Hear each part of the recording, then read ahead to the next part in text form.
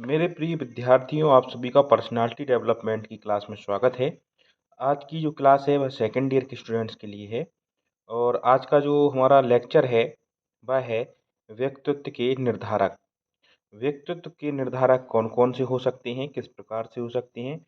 निर्धारक का अर्थ है कि हमारा जो व्यक्तित्व है वह किस प्रकार से निर्मित होता है, किन कारणों से निर्मित होता है या किन-किन कारणों का प्रभाव हमारे व्यक्तित्व पर रहता है। इन सभी को हम आज देखेंगे कि व्यक्तित्व के जो निर्धारक हैं वह कौन-कौन से हैं। देखिए, जो व्यक्तित्व शब्द है जिसे हम इंग्लिश में पर्सनैलिटी बोलते हैं। व्यक्तित्व मनोविज्ञान का बहुत ही महत्वपूर्ण विषय है। व्यक्तित्व को अंग्रेजी में पर्सनैलिटी कहते हैं। पर्सनैलिटी शब्द लैटिन भाषा के पर्सोना शब्द से निकला हुआ है या निष्पन्न हुआ है या हम कह सकते हैं बना हुआ है। पर्सोना का शाब्दिक अर्थ होता है मुखौटा या मास्क। हम पूर्व में भी जान चुके हैं कि पर्सोना क्या होता है। इसी प्रकार से हम आगे देखेंगे, प्रत्येक व्यक्ति जन्म से अनूठा होता है। प्रत्येक व्यक्ति में ऐसी कुछ विशेष विशेषताएं होती हैं या विशेष होते हैं जो उस व्यक्ति को सभी से भिन्न करता है। हम कह सकते हैं कि प्रत्येक व्यक्ति की एक विशेषता उसे अन्य व्यक्तियों से अलग करती है। हमारी जो विशेषताएं हैं वह सभी अलग-अलग हैं। प्रत्येक व्यक्ति की एक विशेषता ऐसी होगी, प्रत्येक व्यक्ति में एक विशेषता ऐसी होगी जो उसे अन्य व्यक्ति से अलग कर रही होगी। ठीक है ना? व्यक्तित्व के अब निर्धारक देखेंगे। मनोवैज्ञानिकों ने व्यक्तित्व के निर्धारक में जैविक आधार को प्रमुख माना है, परंतु जो कुछ विद्वान रहे हैं उनका पर्यावरणीय आधार भी प्रमुख माना गया है। देखिए, कुछ विद्वानों ने जैविक आधार माना है, ठीक है ना?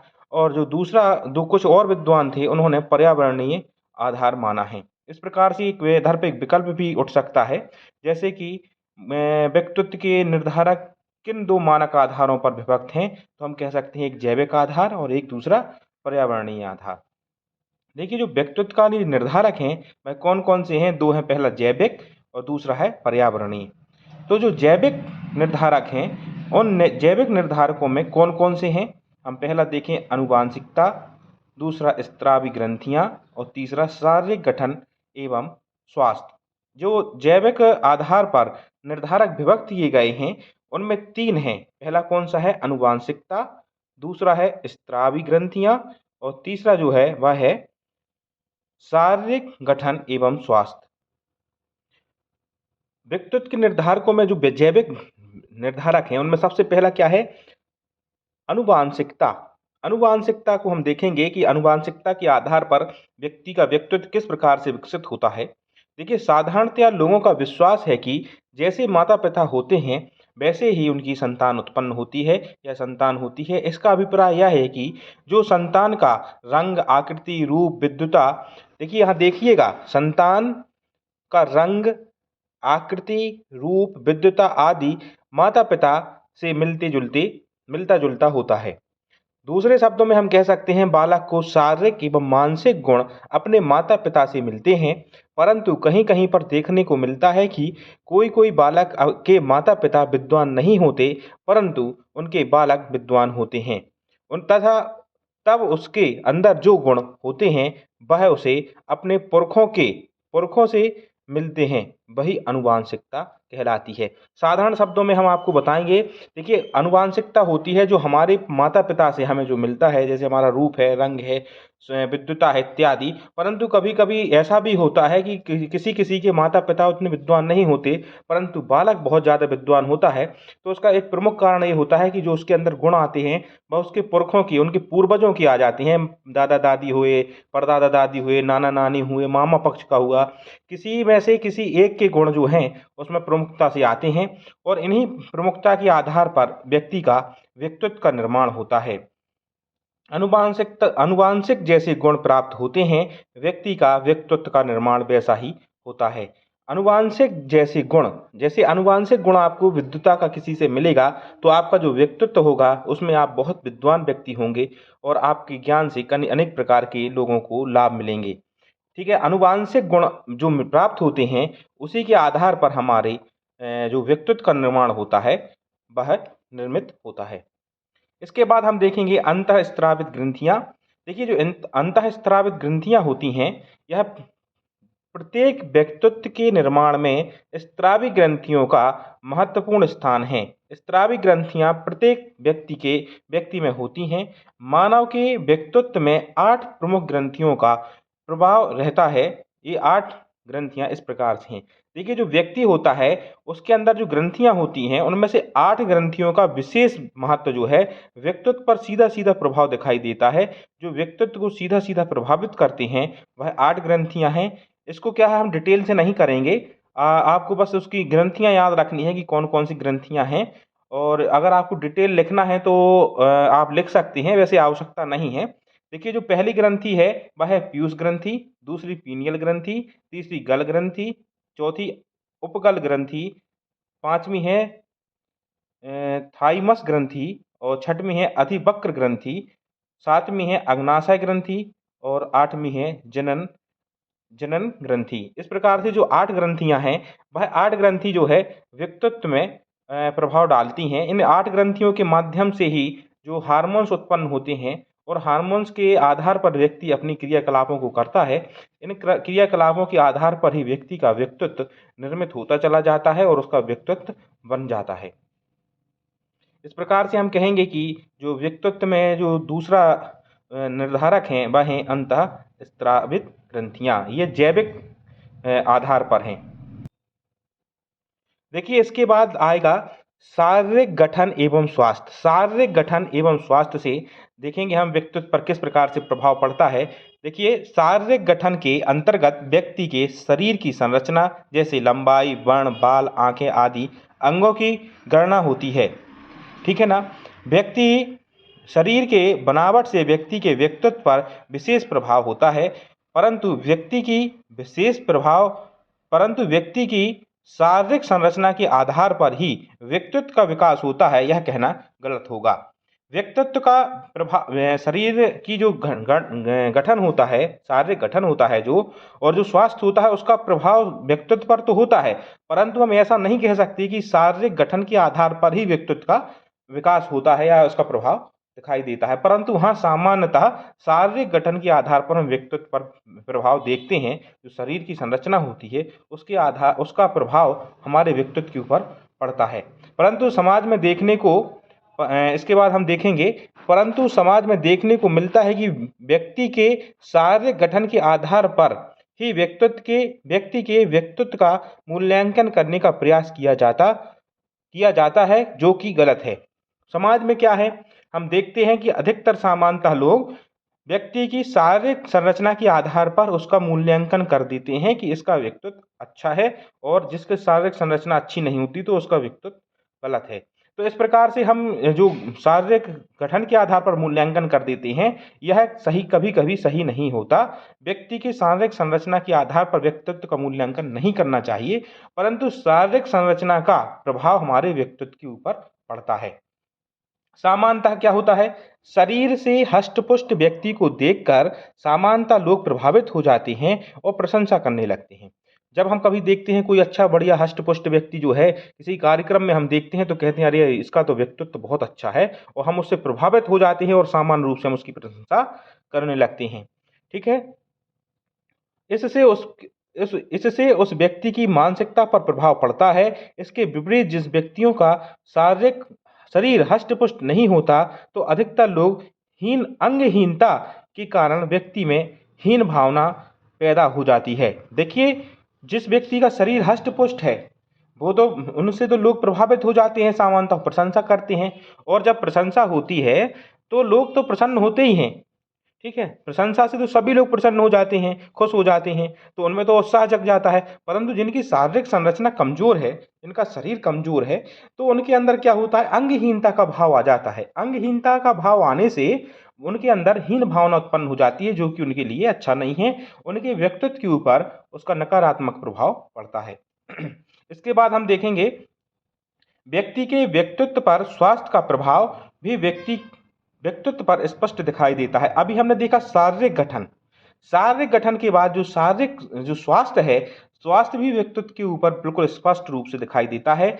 व्यक्ति के व्यक्तित्व पर स्वास्थ्य का प्रभाव भी व्यक्तित्व पर स्पष्ट दिखाई देता है। जो व्यक्ति स्वास्थ्य से सही रहते हैं, वह व्यक्ति सामाजिक जीवन बहुत अच्छे से जीते हैं और सामाजिक कार्यों में अपना समय देते हैं, जिससे प्रसन्नता होती है और उन्हें प्रशंसा मिलती है। इस प्रकार से स्वास्थ्य का सही रहना भी आवश्यक है, क्योंकि जिनके स्वास्थ्य सही नहीं रहते वह सामाजिक कार्यों या अपने कार्यों को बहुत अच्छी तरीके से नहीं कर पाते, जिससे उनके अंदर हीन भाव उत्पन्न हो जाता है, जो उनके व्यक्तित्व के ऊपर सही प्रभाव नहीं डालता। ठीक है ना। देखिए, इसके विपरीत स्वास्थ्य सही न रहने से व्यक्ति हीन भाव से भर जाता है। हम कह सकते हैं कि व्यक्तित्व पर शारीरिक गठन एवं स्वास्थ्य का बहुत महत्व है। जो शारीरिक गठन और स्वास्थ्य है, इसका सीधा सीधा प्रभाव हमारे शरीर के ऊपर तथा हमारे व्यक्तित्व के ऊपर सीधा प्रभाव दिखाई देता है। इसके बाद जो जैविक कारण थे, हमने वो पढ़ लिए, जैविक निर्धारक। इसके बाद हम पर्यावरणीय संबंधी निर्धारक भी पढ़ेंगे। इसमें पहला है प्राकृतिक निर्धारक, दूसरा है सामाजिक निर्धारक और तीसरा जो है वह है सांस्कृतिक निर्धारक। ठीक है। इस प्रकार से हम देखेंगे। पहला, प्राकृतिक निर्धारक। मनुष्य प्रकृति पर्यावरण में रहता है। मनुष्य प्राकृतिक पर्यावरण में रहता है। पर्यावरण का अर्थ है चारों ओर का आवरण। अतः हम कह सकते हैं व्यक्ति के चारों ओर जो है वह है व्यक्ति का पर्यावरण है। ठीक है।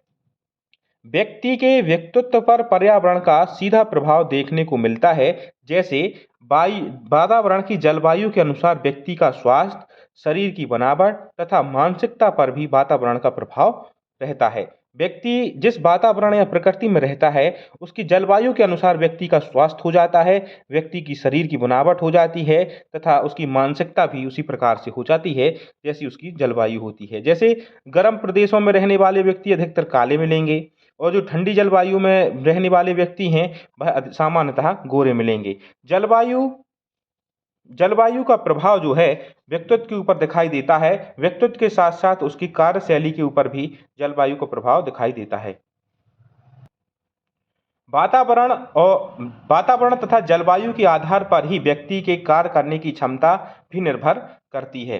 ठीक है। इसके प्रकार हम जो दूसरा है पर्यावरण के आधार पर निर्धारक, वह है सामाजिक निर्धारक। मनुष्य एक सामाजिक प्राणी है। व्यक्ति सदैव समाज में रहकर ही सभी कार्यों को करता है, इसलिए सदैव नैतिक कार्य करने का प्रयास करता है। जो व्यक्ति है वह सामाजिक प्राणी है, वह समाज में ही रहना पसंद करता है और जो समाज में रहेगा वह नैतिक कार्यों के आधार पर ही समाज में रहेगा, क्योंकि अनैतिक लोगों को समाज में न रखने का कोई प्रयास करता है, न उसे रहना चाहिए। तो इस प्रकार से जो नैतिक कार्यों को करने का प्रयास करता है। समाज का प्रभाव व्यक्ति की मानसिकता पर स्पष्ट दिखाई देता है। हम कह सकते हैं कि समाज से ही व्यक्ति के चरित्र का निर्माण होता है। देखिए, जो समाज है, समाज में जैसे लोग रहेंगे वैसा ही हमारे जो छोटे बाल बच्चे हैं, जो बच्चे हैं, वह जो है उनके चरित्र के ऊपर प्रभाव पड़ेगा और उनका चरित्र भी वैसा बनेगा जो समाज में वह रह रहे हैं। ठीक है। और समाज के निम्न अंग हैं जो व्यक्ति के व्यक्तित्व पर प्रभाव डालते हैं। उसमें कौन कौन से अंग हैं? पहला है माता पिता का प्रभाव। देखिए, जो माता पिता हैं, प्रथमतः जो माता हैं, माता ही बच्चे की प्रथम गुरु होती है और जो माँ का आचरण होगा बच्चे उसी प्रकार से आचरण करेंगे तथा पिता का जो आचरण होगा बच्चे भी उसी प्रकार से आचरण करेंगे। ठीक है। पहला प्रभाव जो किसका रहेगा समाज में? पहला रहेगा माता पिता का। उसके बाद कोई आता है तो वो है घर के अन्य सदस्यों का प्रभाव। जो घर में जो अन्य सदस्य हैं उनका प्रभाव भी व्यक्ति के व्यक्तित्व पर पड़ता है, क्योंकि वह जिस प्रकार का आचरण या व्यवहार करते हैं सामान्य रूप से अंतःकरण मन सीखता चला जाता है और उनका व्यक्तित्व वैसा बनता जाता है। जो तीसरा है वह है पारिवारिक स्थितियाँ। पारिवारिक स्थितियाँ होती हैं जो हमारा परिवार है उनके अन्य परिवारों में कैसे व्यवहार हैं, उनकी स्थिति किस प्रकार से है, आर्थिक पक्ष कैसा है, उनका बौद्धिक पक्ष कैसा है, इन सभी पक्षों के आधार पर परिवार की स्थिति स्पष्ट होती है। तो पारिवारिक स्थिति भी व्यक्ति के व्यक्तित्व पर एक विशेष प्रभाव डालती है। इसके बाद जो चौथा है वह है परिवार के सदस्यों का आचरण। देखिए, परिवार के सदस्यों का जो आचरण है वह व्यक्ति के व्यक्तित्व पर विशेष प्रभाव डालती है, क्योंकि उनके आचरण से ही हम अपने आचरण को करने का प्रयास करते हैं और उन आचरण के आधार पर ही हम अपने कार्यों को करते हैं। इस प्रकार से अन्य व्यक्तियों का जो आचरण होगा वह भी व्यक्तित्व के प्रभाव डालेगी। इसके बाद जो है सामाजिक निर्धारक में परिवार के बाद दूसरा महत्व है विद्यालय की वातावरण और समुदाय का। देखिए, बच्चा जब घर से थोड़ा बड़ा होता है तब वह समाज में सबसे पहले विद्यालय जाता है और विद्यालय में ही वह अन्य बच्चों से, अन्य क्षेत्र के लोगों से मिलता है, उनकी संस्कृति से परिचित होता है और उनके साथ वह व्यवहार करता है। और उस प्रकार से जो विद्यालय में जो वातावरण होता है वह ही व्यक्ति के जो व्यक्तित्व को एक नई दिशा देती है और उस व्यक्तित्व का निर्माण कर पाता है। जो विद्यालय में उसके सहपाठी होते हैं उसका भी, उनके साथ का भी प्रभाव व्यक्तित्व पर पड़ता है, दिखाई देता है। जो शिक्षक होते हैं, शिक्षकों का भी व्यक्तित्व पर प्रभाव पड़ता है, क्योंकि जैसे आपके इस प्रकार से शिक्षक और सहपाठियों का प्रभाव व्यक्तित्व पर पड़ता है। तथा जो समुदाय है, समुदाय का अर्थ है आप जिस माहौल में रह रहे हैं, जो आपके चारों ओर लोग रह रहे हैं, उनका भी प्रभाव आपके व्यक्तित्व पर पड़ता है। इसके बाद जो तीसरा है जो वह है सांस्कृतिक निर्धारक। सांस्कृतिक निर्धारक व्यक्ति के जीवन में बहुत महत्व है। देखिए, व्यक्ति का व्यक्तित्व उसकी सांस्कृतिक मान्यताओं से बहुत अधिक प्रभावित रहता है। सांस्कृतिक परिवेश व्यक्ति के विचारों पर प्रभाव रखती है, व्यक्ति को एक दृष्टिकोण देती है, जिससे व्यक्ति के आचरण, व्यवहार, चरित्र पर गहरा प्रभाव रहता है। माइकेवर और पेज के अनुसार संस्कृति हमारे रहने में व सोचने में, दैनिक कार्यकलापों में, कला में, साहित्य में, धर्म में हमारी प्रकृति की अभिवृत्तियां हैं। इस प्रकार से हम सामान्य रूप से कह सकते हैं कि व्यक्ति के व्यक्तित्व के विकास में संस्कृति की अहम भूमिका होती है। इस प्रकार से हमने व्यक्तित्व के निर्धारक को पढ़ा। अगर आपको व्यक्तित्व के निर्धारक में कोई परेशानी हो रही हो तो आप कमेंट्स में जो है हमसे ज़रूर पूछिएगा। चैनल को सब्सक्राइब करिएगा, कमेंट्स करिएगा, लाइक करिएगा। बहुत बहुत धन्यवाद।